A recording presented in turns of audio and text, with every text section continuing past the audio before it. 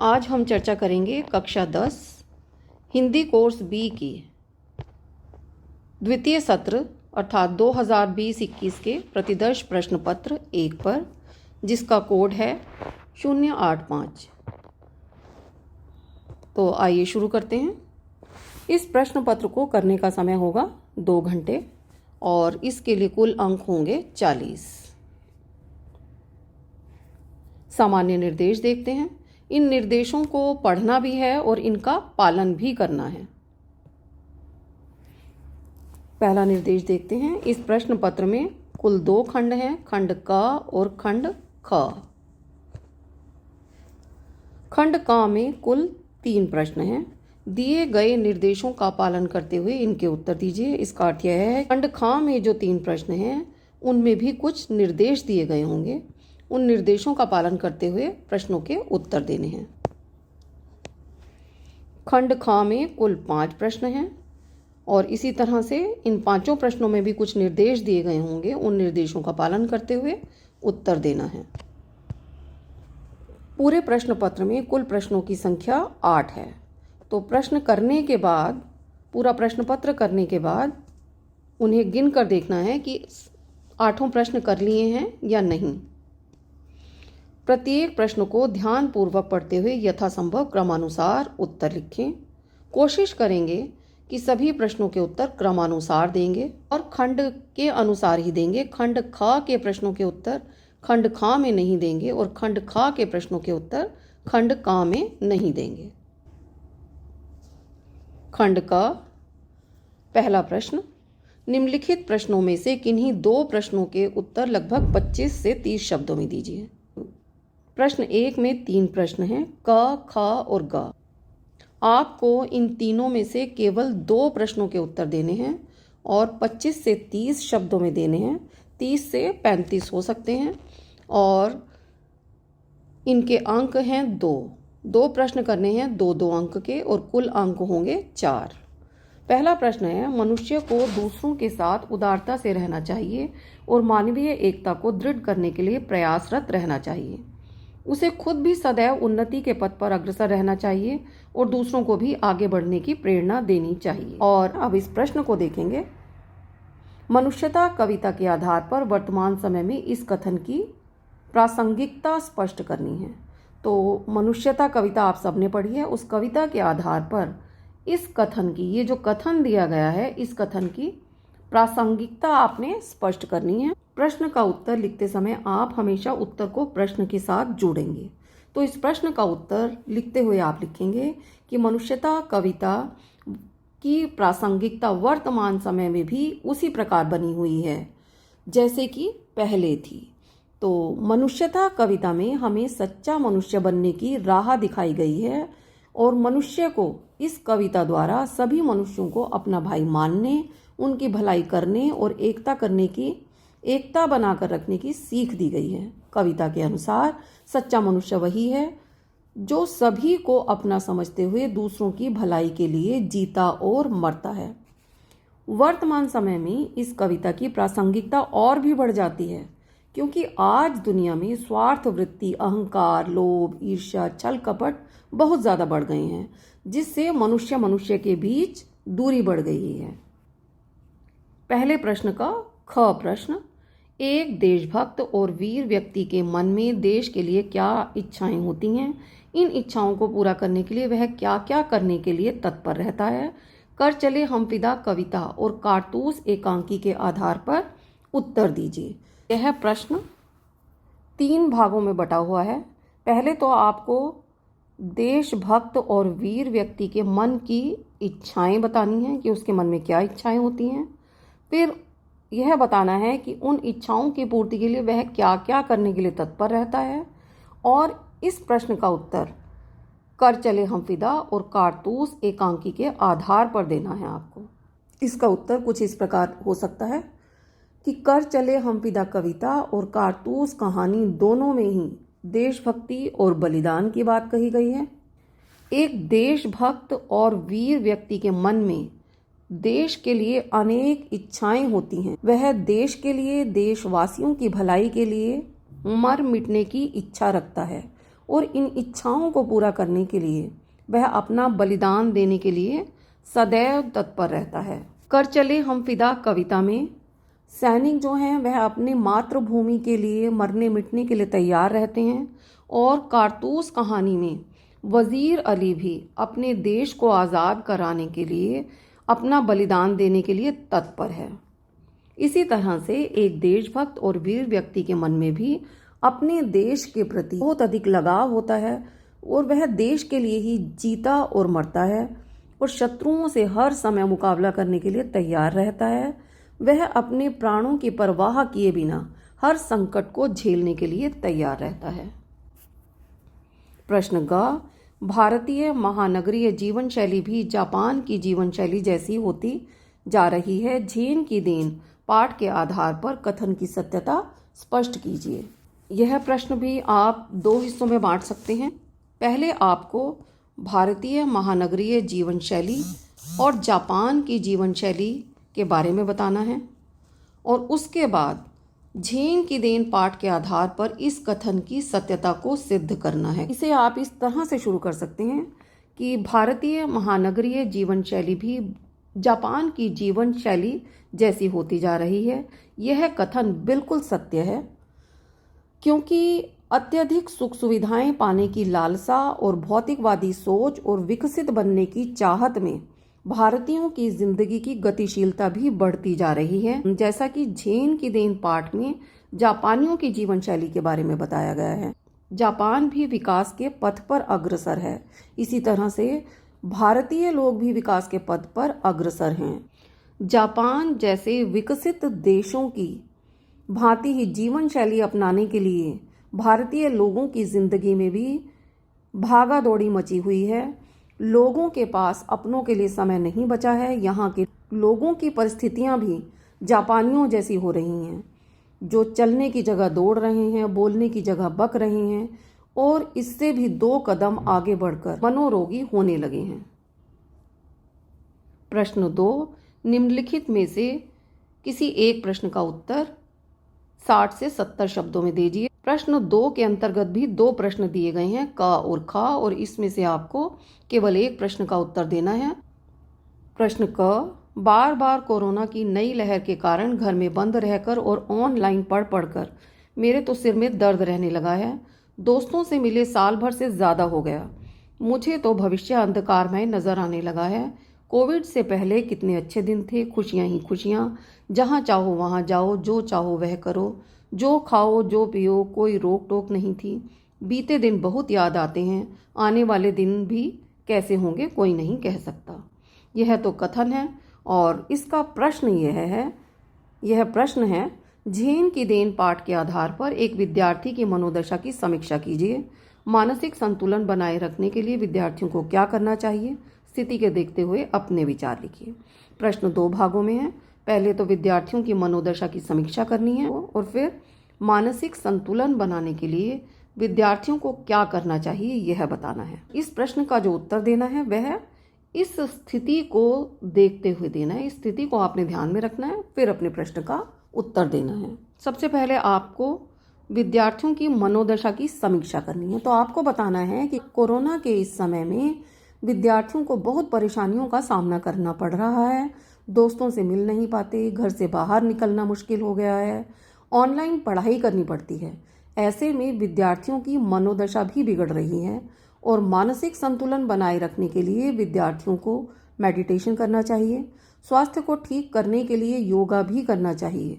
और झेन की देन पाठ आपने पढ़ा ही है, उसमें बताया भी गया है कि भूत और भविष्य के बारे में ना सोचकर वर्तमान समय का सामना समझदारी से करना चाहिए, और अपने काम को करते हुए संतुलन बनाना चाहिए। प्रश्न 2 के अंतर्गत 2 प्रश्न हैं, का और खा। का और खा में से आपको सिर्फ एक ही करना है। इसका खा पाठ है, मनुष्य मरणशील है, अतः उसे चाहिए कि वह अपनी सुनिश्चित मृत्यु को अपने कर्मों द्वारा यादगार बना दे, ताकि उसके जाने के पश्चात भी लोग उसे याद करें। केवल अपने लिए चरकर पशुवत जीवन व्यतीत करने की अपेक्षा उसे परोपकार करते हुए जीवन व्यतीत करना चाहिए।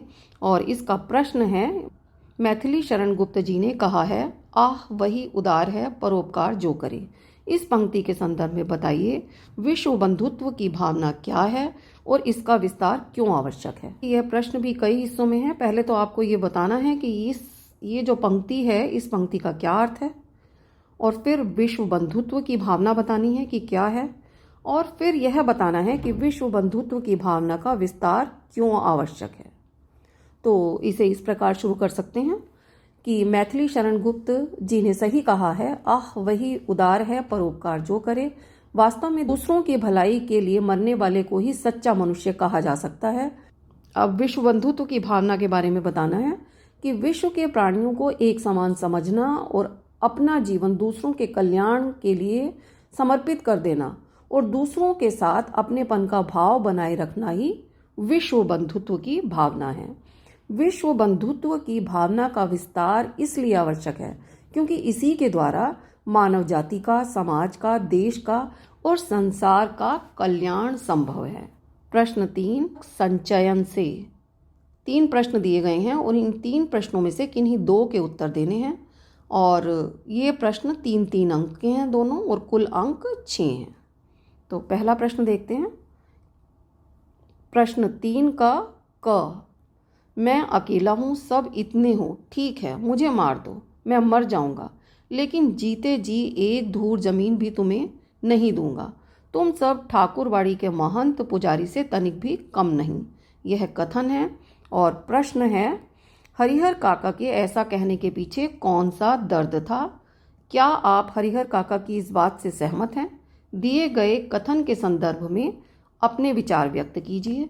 ये जो कथन दिया गया है इसके संदर्भ में आपको अपने प्रश्न का उत्तर देना है। तो आप इस प्रश्न के उत्तर में लिखेंगे कि यह कथन तब का है जब हरिहर काका के भाई जबरदस्ती उनकी जमीन हथियाने के लिए मार पिटाई पर उतर आए थे। ऐसा कहने के पीछे टूटते रिश्तों का, उनके स्वार्थी होने की सच्चाई का गहरा दर्द छिपा था, क्योंकि भाइयों के परिवार के प्रति उनका मोह भंग हो चुका था। वे जान चुके थे कि उनके भाई स्वार्थ में आकंठ डूबे हुए हैं।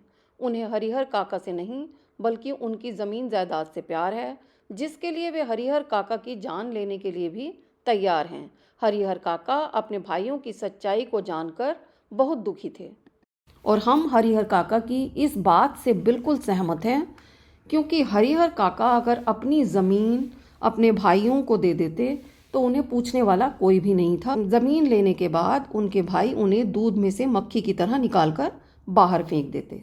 प्रश्न 3 का ख प्रश्न है, परचूनिये आड़तिये भी अपने बच्चों को स्कूल भेजना ज़रूरी ना समझते। कभी किसी स्कूल अध्यापक से बात होती तो कहते, मास्टर जी हमने इसे क्या तहसीलदार रखवाना है, थोड़ा बड़ा हो जाएगा तो पंडित घनश्याम दास से लंडे पढ़वा कर दुकान पर बहियां लिखने लगा लेंगे। पंडित 6-8 महीने में लंडे और मुनीमी का सभी काम सिखा देगा। वहाँ तो अभी तक अलिफ बे जीम च भी नहीं सीख पाया। और इससे संबंधित प्रश्न है, लेखक के समय में और वर्तमान समय के संदर्भ में माता पिता की सोच में आए परिवर्तन को अपने शब्दों में लिखिए। तो पहले आपको लेखक के समय में माता पिता की सोच बतानी है, फिर वर्तमान समय में माता पिता की वर्तमान शिक्षा के प्रति सोच बतानी है, और उनमें जो परिवर्तन आया है उसे लिखना है। उत्तर को आप प्रश्न से जोड़ेंगे। लेखक के समय में शिक्षा के प्रति माता पिता की सोच और वर्तमान समय में शिक्षा के प्रति माता पिता की सोच में बहुत अंतर है। लेखक के समय में अधिकांश अभिभावक जो थे वह अनपढ़ थे और निरक्षर होने के कारण उन्हें शिक्षा का महत्व बिल्कुल भी नहीं पता था। लेकिन आजकल के समय में माता पिता पढ़े लिखे हैं और वे शिक्षा के महत्व को समझते हैं। लेखक के समय में माता पिता शिक्षा के महत्व को नहीं समझते थे, इसलिए वे जोर नहीं देते थे कि बच्चे स्कूल जाएं और पढ़ाई करें। लेकिन आजकल के माता पिता को पता है, वे स्वयं शिक्षित हैं, इसलिए वे बच्चों की शिक्षा पर ध्यान देते हैं। प्रश्न 3 का ग, मेज पर जितने हाथ थे रुक गए, जितनी आंखें थीं टोपी के चेहरे पर जम गईं। अम्मी शब्द इस घर में कैसे आया? अम्मी, परंपराओं की दीवार डोलने लगी, ये लफ्ज तुमने कहाँ से सीखा? और इससे संबंधित प्रश्न है, टोपी द्वारा अम्मी शब्द के प्रयोग से घर वालों की प्रतिक्रिया उनकी किस मानसिकता की द्योतक है? पहले आपको घर वालों की प्रतिक्रिया बतानी है, जब टोपी ने अम्मी शब्द बोला तो घर वालों की क्या प्रतिक्रिया हुई, और यह उसके बाद फिर यह बताना है कि उनकी मानसिकता कैसी थी। क्या आप घर वालों की इस प्रतिक्रिया से सहमत हैं? उसके बाद प्रतिक्रिया देनी है आपने और उसका तर्क भी देना है। प्रश्न के उत्तर को प्रश्न से जोड़ेंगे। टोपी द्वारा अम्मी शब्द का प्रयोग किए जाने पर घर वालों ने जो प्रतिक्रिया व्यक्त की वह उनकी इस मानसिकता की द्योतक है कि उसके घर वाले संकीर्ण मानसिकता के थे, जाति धर्म को मानते थे। घर वालों को अम्मी शब्द कहने और सुनने में दोनों में ही आपत्ति थी। वे एक बच्चे की भावनाओं को समझने में असमर्थ थे। टोपी की भावनाओं की किसी को भी परवाह नहीं थी और हम टोपी के घर वालों की इस प्रतिक्रिया से बिल्कुल भी सहमत नहीं हैं, क्योंकि प्रेम धर्म और जाति के बंधन को नहीं मानता और एक बालक के मनोभावों को समझना घर वालों का कर्तव्य है। टोपी के घर वालों ने उसकी भावनाओं को समझे बिना अम्मी कहने पर उसकी पिटाई भी की, जो बिल्कुल सही नहीं था। खंड ख, यह लेखन खंड है। निम्नलिखित में से किसी एक विषय पर संकेत बिंदुओं के आधार पर लगभग 150 शब्दों में अनुच्छेद लिखिए। 150 शब्दों में अनुच्छेद लिखना है और यह 6 अंक का है और किसी एक विषय पर ही अनुच्छेद लिखना है। 3 विषय दिए गए होंगे और आपको एक विषय पर अनुच्छेद लिखना है। पहला विषय है अंतर्राष्ट्रीय योग दिवस, दूसरा हिंदी हमारी पहचान और तीसरा परीक्षा के कठिन दिन। इसमें ध्यान देने योग्य बात यह है कि आप 150 शब्द से 200 शब्दों में अनुच्छेद लिख सकते हैं। सभी प्रश्नों के उत्तर अंक अनुसार लिखने हैं और अनुच्छेद में ये बात ध्यान देनी है कि अनुच्छेद में तीनों संकेत बिंदु, जो भी संकेत बिंदु दिए गए हैं वे सभी संकेत बिंदु अनुच्छेद में आ जाने चाहिए और अनुच्छेद केवल एक ही अनुच्छेद में लिखना है। एक अनुच्छेद में अनेक अनुच्छेद नहीं लिखने हैं। प्रश्न 5 पत्र लेखन है। औपचारिक पत्र लिखना है 120 शब्दों में और यह 5 अंकों का है और इसमें भी 2 विषय दिए गए हैं और आपको दोनों में से किसी एक विषय पर पत्र लिखना है, या तो इस विषय पर पत्र लिखेंगे या इस विषय। प्रश्न 6 सूचना लेखन पर है। सूचना लेखन आपको 50 शब्दों में लिखना है और यह 2.5 अंक का है। प्रश्न 6 के अंतर्गत भी 2 प्रश्न हैं, का और खा, और दोनों के अंतर्गत ही विकल्प दिए गए हैं। प्रश्न के साथ एक और विषय है जिस पे आपको सूचना लिखनी है, या तो आप इस विषय पर सूचना लिखेंगे या इस विषय पर सूचना लिखेंगे, दोनों में से एक करना है। और इसके ख भाग में भी 2 विषय दिए गए हैं और आपको दोनों में से एक करना है, या ये करेंगे या ये करेंगे, और यह भी 2.5 अंक का है। तो सूचना लेखन का जो प्रश्न है वह कुल 5 अंक का है। प्रश्न 7 विज्ञापन तैयार करना है आपको 50 शब्दों में, यह भी 2.5 अंक का है। इस प्रश्न के भी 2 भाग हैं, का और खा, और दोनों में ही विकल्प दिए गए हैं। आपको या तो ये करना है या यह करना है। ख प्रश्न है, आप अपना मकान बेचना चाहते हैं, उसके मूल्य एवं अन्य खूबियों का उल्लेख करते हुए 50 शब्दों का विज्ञापन लिखिए, ये भी 2.5 अंक का है। और अथवा में इसका एक विषय और दिया गया है, विद्यालय के वार्षिकोत्सव के अवसर पर विद्यार्थियों द्वारा निर्मित हस्तकला की वस्तुओं की प्रदर्शनी हेतु 50 शब्दों का विज्ञापन तैयार कीजिए। आपको या तो यह विज्ञापन करना है या यह विज्ञापन करना है। प्रश्न 8 निम्नलिखित में से किसी एक विषय पर 120 शब्दों में लघु कथा लिखिए। इसके विषय हैं अभ्यास की शक्ति, और दूसरा विषय है और जब भयानक सपना देखकर मैं डर के मारे कांपने लगा या लगी। इसे आगे बढ़ाते हुए आपने लघु कथा लिखनी है 5 अंक की। तो आप दोनों में से किसी एक विषय पर लघु कथा लिखेंगे, या तो इस विषय पर या इस विषय पर। टर्म 2 के इस सैम्पल क्वेश्चन पेपर की आंसर की आपको मेरी वेबसाइट पर मिलेगी और वेबसाइट का लिंक है www.madhukalash.in। ये वेबसाइट है और एजुकेशनल पेज पर आपको मिलेगा कक्षा 9 व 10 के हिंदी कोर्स बी के संपूर्ण पाठ्यक्रम की पाठ्य सामग्री। मोटिवेशनल में आप पाएंगे प्रेरणादायक कहानियाँ, लेख व संस्मरण, और बुक पॉड में आपको मिलेगी विभिन्न किताबों की जानकारी। मेरी ये वीडियो पसंद आए तो इसे लाइक करें, शेयर करें और मधुकलश चैनल को सब्सक्राइब करना ना भूलें।